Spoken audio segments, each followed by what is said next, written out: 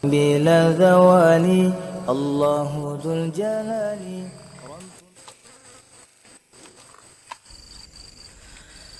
Sedih nyo kisah sedih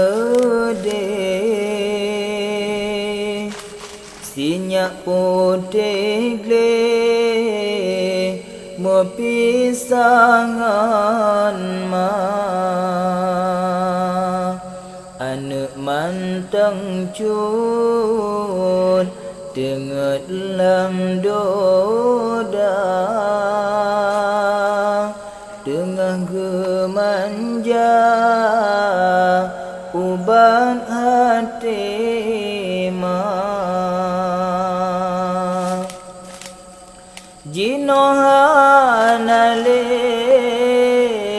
bohate intan kami pulang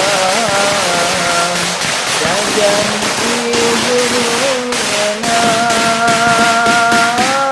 imata ile sabi kebayang anak sayang gadoh di mata bahasa bohoro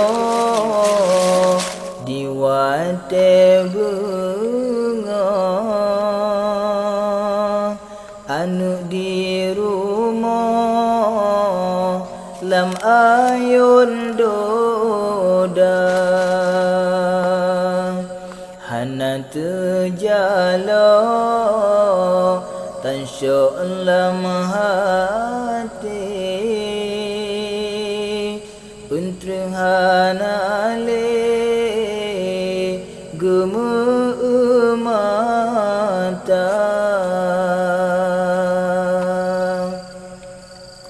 hana membayang ba insan dumna watelu gempa meayun donya gitu iba melimpah raya menganu jiba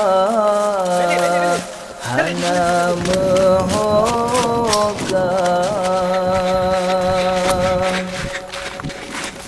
sambil lam lumpo jiwanya insan bak mak di pesan keluarga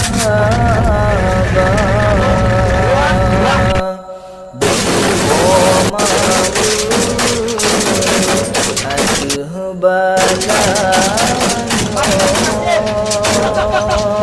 Bak Tuhan sido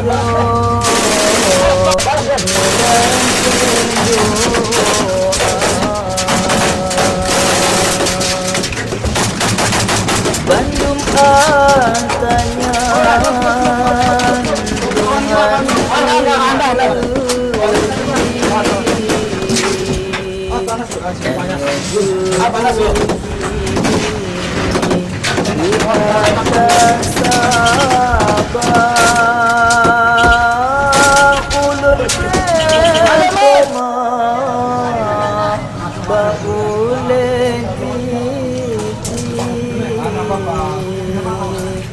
sajan ngan lagi bangku